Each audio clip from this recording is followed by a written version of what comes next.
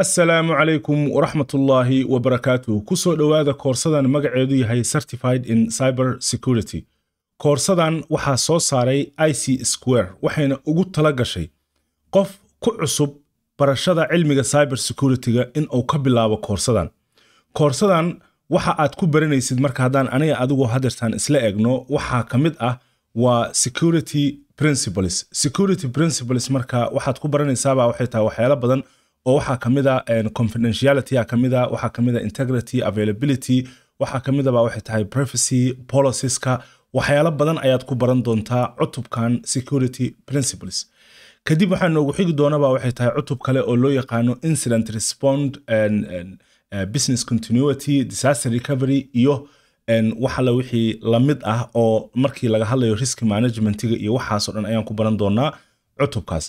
marka waxaad ogaataa waxay tahay koorsadan maadaama ay tahay koorsa bilow ah lagama sugayo inaad tahay ama inaad u barato security principle oo kale ama business continuity oo kale si expert level inaad u barato lagama sugayo. waxa lagu barayaa waxay tahay waxyaalaha ugu basicsan ayaad baranaysaa maadaama ay tahay koorsadanu ayna aas u tahay cyber security bilowgiis.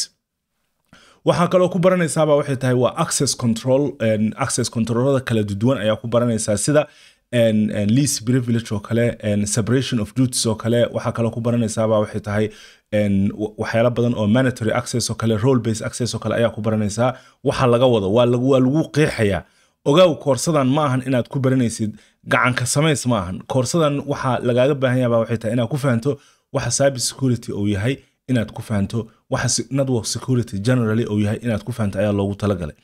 waxaad kale oo ku baranaysaa cutubka afraad waa network security. network security intaadan baranna waa inaad horta networking aad soo barataa oo network foundationkiisa oo dhan inaad soo fahantaa.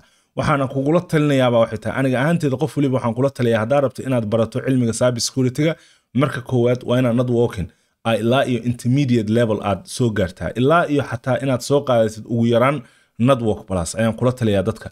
waa ay jirta waqti aan dhihi jiray qofku waa inuu yahay network engineer dhammaystiran haddana network administrator dhammaystiran, balse ogaaw technology-du waa ay isbedeshaa, hore bay u socotaa, markasta waa la sii jilcinayaa, markasta waa la sii hormarinayaa.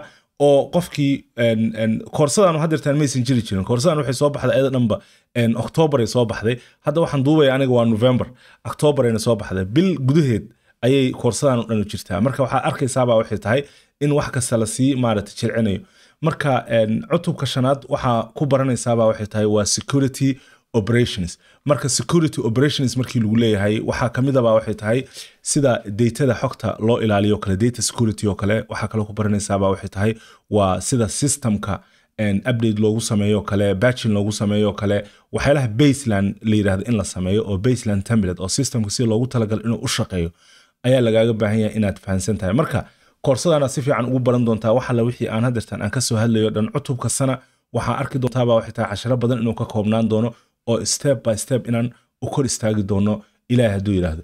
marka cutubyadan waxaan ku saleynaynaa waxay tahay waa course domains. hadirtaan waxa arki doontaa markaan examinationka markaan ka hadlayno ama exam topicska markaan ka hadlayno inaan isla cutubyadan inaan soo qaato, sababtoo koorsada waxaan ku saleyn doonaa ilaahay hadduu yiraahdo waa cutubyada oo imtixaanku kaaga imaanayo. marka waxaan ka tegi doona ma jirto, step by step ayaan u sameyn doonaa. waxaan filayaa marka inaan si fiican aniga adigu aan iskula fahanay course outline-ka mar labaad iyo mar saddexaadna ku soo dhawaada koorsadan Certified in Cyber Security.